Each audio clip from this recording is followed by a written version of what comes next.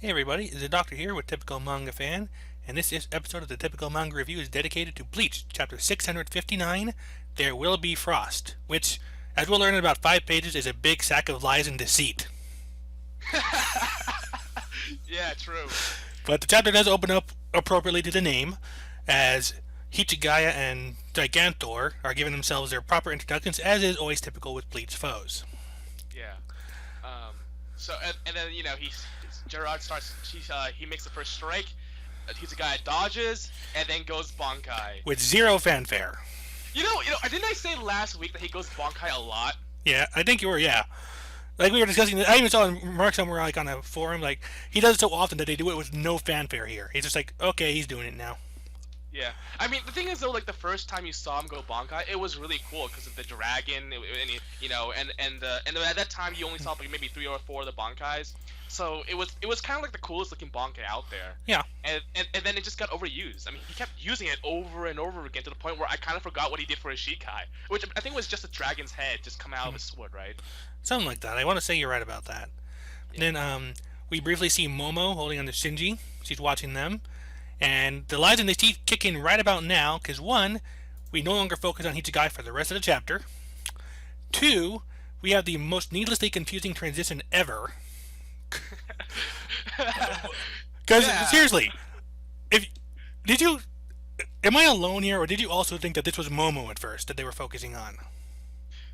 Um, I mean, it was Or kind of like at least it took me a second to realize it. At least. well, it took me a second to understand what the hell just happened because I was like, is this like what's going on here? And then I looked at and I saw Ishida's dad, and I'm like, oh, it's Ishida, it's Uryu. Yeah, I didn't catch on to the fact that it was Uryu until they were in this high school scene of this No, flashback. no, I was able to get it just because of the dad though. Yeah. Plus, I realized like in hindsight afterwards was that Momo was an orphan like Hichigaya.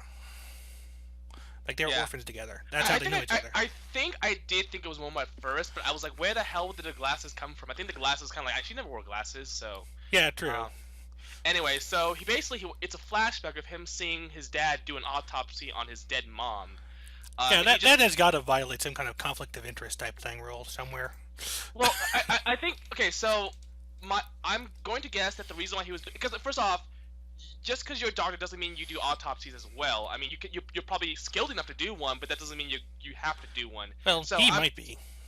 well, no, but he Ishida's Uryu's dad isn't an autopsy doctor. He's a general, like the saving the lives kind of doctor. Mm. The autopsy doctors are different. Yeah. It's a different specialization. I mean, Although I'm sure they're skilled enough to overlap in their specialties. What yeah. I'm Well, saying, well, I never really thought of anything of it just because there's also the additional factor of the spiritual side of things. well, the reason why I point that out was because the question of why is he doing the autopsy, and the reason why I asked that question is because I think he realized that something was wrong with his wife, so that's why he's doing an autopsy here to check out what's going on, and then he's trying to figure out maybe someone took her powers, what happened to her. So this is his dad trying to figure out exactly what happened to his mom, Right.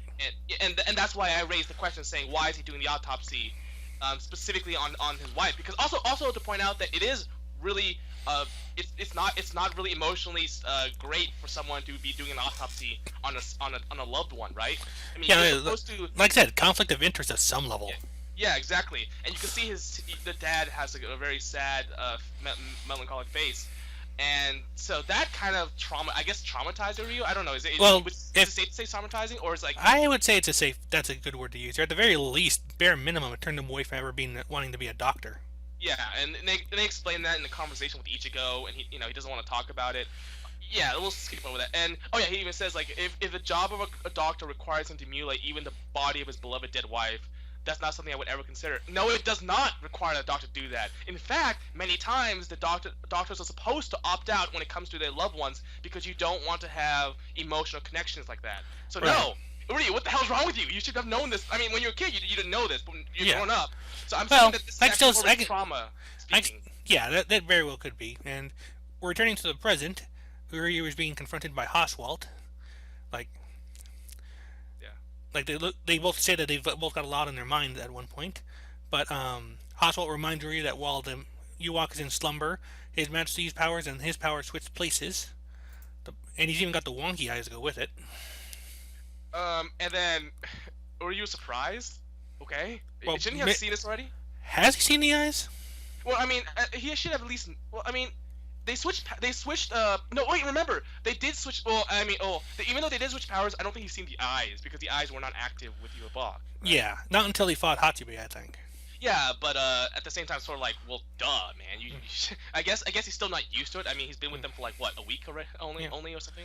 Yeah. So And then, basically, Hashwald is still suspicious of Uryu, saying like basically saying he's trying to basically accuse subtly is that the word? Is that word subtly? Subtly, yeah. Accuse Uryu of planning some type of betrayal, and Uryu was trying to saying like, look, no, I'm not trying to betray anyone. And then Hashwald then says, well, I saw these countless little things scattered around the place over whatever. Warvault, I think. Yeah. Varvault. I don't know. I don't know if it's pronounced with a W sound or a V sound. But Volveld, I think. So all over Volveld. For some reason I thought over was part of the name. That's why I was confused. And then apparently Uryu was spreading that stuff around, and he said, and then Ashwal was just like, well, this looks a lot like that glove that you used back in the Soul Society arc, Yeah, and apparently was taken away by Soken Ishida, like his father. Yeah. No, wait. Soken was his. Soken, I think, was his grandfather, right? Maybe. Soken was his grandfather, because his grandfather was the one who had the the glove. Okay, I stand corrected then. Yeah, it was. And what we remember about it was they did mention this glove, and that it was an outdated Volstandig thing. It was like the Volstandig was supposed to be like an upgraded, more modernized version of this glove. Oh, okay. I forgot what it's called in English dub, but it was like the Sun. I don't know, I forgot. So Hazel then asked, like, what are you trying to do by spreading all this stuff over the Wallveld? And then Uryu is just trying to think like, no, you got the wrong idea. You got the wrong idea. And then Haskell then proceeds to attack him to determine whether or not he's a traitor. How does that work? I was about to say, like, allow me to confirm my suspicions by attacking you and forcing you to attack me. But here's the thing, like, I actually have another question. So, he has the powers of essentially omnipotent foresight. So how does he not know what Ryu's gonna do? Better yet, if Yuabak has that same power, then why would it change with Hashwald having it? Like, I don't understand that. Well, difference. Like, the difference could be how they react to the power, but you're right. Like he says, let me go back and see if it says. He basically says that, let me go back. Let's see. Okay, so yeah, he talks about having the power to see in the future, and he says that it reveals nothing but worry. Yeah. Right? Again, it's acting like as if Hashwald, this new feeling is unique only to Hashwald. But if they share powers, then that means that this feeling should have been foreseen by Yuabak himself. So doesn't Hashwald have enough trust in Yuabak to trust in Uryu? You know what I'm saying? Like, yeah. Why would Hashwald think that he could see something and Yuabak didn't? Like, I don't think that's what it is. I think it's more of jealousy? Just that, and they reacting to it differently. Like, Yuwak is pretty sure he's got Uryu under his thumb, the same way Aizen thought or Okiura thought he had Orihime, without having really do anything. And that's why he made him the successor, like to make sure everyone else watched him. Meanwhile, Hashwal has been suspicious of him from the start. So they're seeing the same thing, but they're reacting to it differently. And here's the difference though. Aizen didn't have neither of them had the power of infinite foresight. So, the problem is we don't know much about this power or there's limits, but from what I can see, it has no limits unless you're like, I don't know, like how can you, if he says it can see the future, right? Right. So what powers does he suspect that Uryu has that would prevent that? I guess Uryu has the A powers as well, but I'm just so confused because before Uryu got his powers, Yuabak should have known whether or not Uryu was going to betray him or not, right? Mm-hmm. And so, if Hashra got these powers, then he should know what Yuabak knows. So I'm just confused as to why there's even any suspicion at all. Like, Well, this chapter is nonsensical enough as it is, so. Yeah. Anyway, so the attack happens, and lo and behold, Ichigo's right there, and with the dumbest expression on his face, like, huh, well, that was easy. Yeah. Like, what's really funny? Sup, buddy? You know what's really funny is I'm actually kind of shocked that Ichigo got there so fast because it took him years to get like from there to there, from point A to Literally. B. So now it like was what a single chapter that it took for him to get to this place. It's just the time just so inconsistent. Like I was so shocked. Like wait, he's here already? I was expecting like another 20 chapters. Hmm. I mean seriously, like it takes him forever to go from point A to point B. So now that he actually did do that in like a chapter, it just feels so weird. Yeah, because on the top of that, every time he does go to point A to point B, he ends up having to go to point C afterwards. Yeah. Okay, so end of chapter. Wow. Do you feel that there was enough content in this chapter? Yes. Was it well organized and well arranged? No. Because it kind of felt that we had an Hitsugaya fight about to fight, even though we had a little bit of a cliffhanger last time, and then we get jumped straight into this flashback. Again, That messy and needlessly confusing transition. yeah, we do understand that why he doesn't want to be a doctor, and then we understand that he's been spreading shit around. Hmm. But To what end is still unknown, but that's fine. I mean, that's the kind of thing you wouldn't reveal all at okay, once anyway. okay. Well, I mean, do you think Ryu's actually? Oh, I mean, oh, here's the weird part. The way he was acting, like, oh no, you got me wrong, man. It's like, well, what are you gonna say? Like, I want to hear what he's gonna say. Like, because Kubo always does that thing where you expect one thing but you go for the other. So if Ryu's really saying like, oh no, it's not what you think. I like to hear what he's saying, so I can determine if whether it's a good or if it's a lie or if it's ridiculous or if Right. it's the truth. I mean, look, let's face. Look, I mean, at the end of the day, and at the end of the eventually the end of the arc, I mean, I don't think Uryu's a traitor, right? It wouldn't make any sense. Because why would you go for the guy who killed your mom? I Like, mean, and this flashback even makes that point, even underlines that point. The whole reason he doesn't want to be a doctor is because he saw his father operating on his mother. Why would he join the person who killed his mother? yeah, I mean, I don't. I'm. I like to ask one question other than the why do you not care anymore is do you expect us to believe that Uryu actually betrayed them knowing all this already? Because it just wouldn't make any sense if he just turned out like what kind of I mean I guess maybe he's like I said my theory is that he when he saw Yubok for the first time and he got invited into his army he realized that neither he nor Ichigo could beat him 1-on-1 or 2-on-1 or whatever and that he Yeah. would actually have to act as a double agent and do this whatever he's doing in order to weaken Yubok so that he could they could attack him at his weakest point and kind of learn about the enemy that's probably why he said yes but I mean for a guy like Yubok who's like Aizen he's plans like 10 steps ahead how would he not foresee this? Yep. I'm just. It's a little. The problem is you give the power of omnipotence or omniscience to Yuabog. So it's like okay, if he can't see it, then I guess it's not. Then that's not what he was thinking. Yep. I'm just really confused because unless Uryu has a special power that prevents him from seeing to the future, if that's the case, why would you accept a guy like that into the army? I mean. Yeah, and that's what I mean by how Ewok and Haswell might be reacting to this differently. Like Ewok is aware something might be going on or is going on, and maybe he thinks he's already planned for it. But Haswell is less secure in that. Yeah, I don't understand why you would be insecure if you have the power of omniscience unless there are limits to that power. Like maybe In it tells which you case- for example, like my first thought would be it tells you multiple futures. Yeah, okay. And I guess in some of those futures there are some that Uryu betrays them.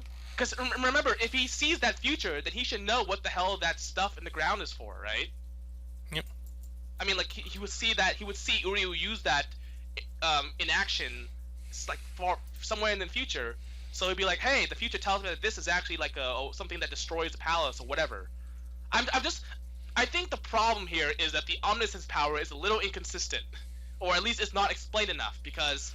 Yeah. I'm finding all this loophole. I mean, the way I said would maybe be his downfall was that, Ichigo would probably be immune to it because of his Quincy powers that allow him to be Or unpredictable. if not necessarily his Quincy powers, in fact he's a living combo platter. Yeah, or I mean something that has to do with his Quincy powers, like the fact that his Quincy powers are combined with the Shinigami powers, that's combined with the Hollow powers, that's combined with the Fullbring powers, that's combined with any human powers that we might have had. I don't know. Yeah. He's everything.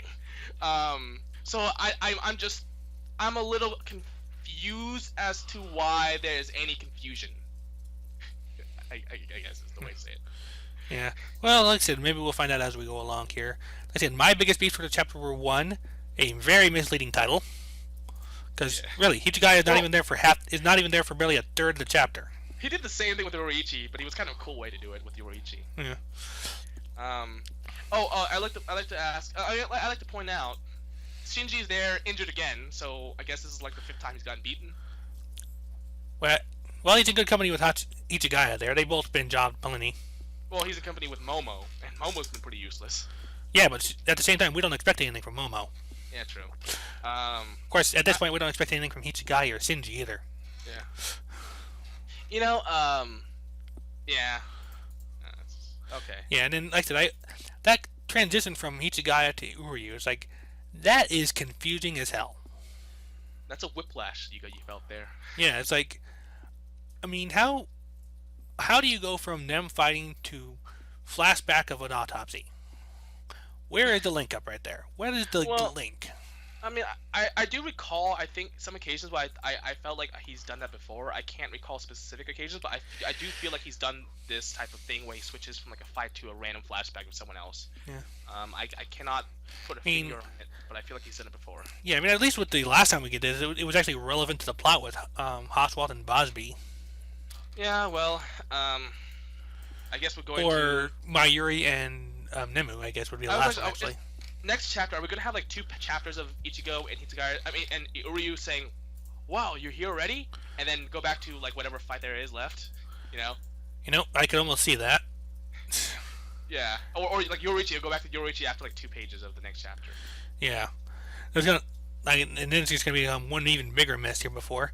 You know, like I said, that one thing I do kind of find funny is at the end, toward the end, that when Ichigo and Uryu are face to face, and Ichigo just has this expression on his face like, "Sup? Did not expect to see you here. Yeah. This was less time than I expected." I just took it. I just saw the surprise in his face, being like, "Whoa, man!" It's like, oh, I don't want to say derpy because I like derpy, but I'm shocked that he's there. Like he's Yeah. gone there that quickly. That's all I have to say about Yeah. that. So. All right. yeah, like I said, I really don't have anything to add here. Like this chapter was just yeah. Speaking of derpy, I think the one closest to what he looks like is Hashball at this right now because that's the eyes. Oh, true. The eyes are all over the place. Yeah. So Right. just putting that there. Okay. Well, and on that note, that has been our review of Bleach chapter 659. There will not be frost. Go ahead and take us away. Bye.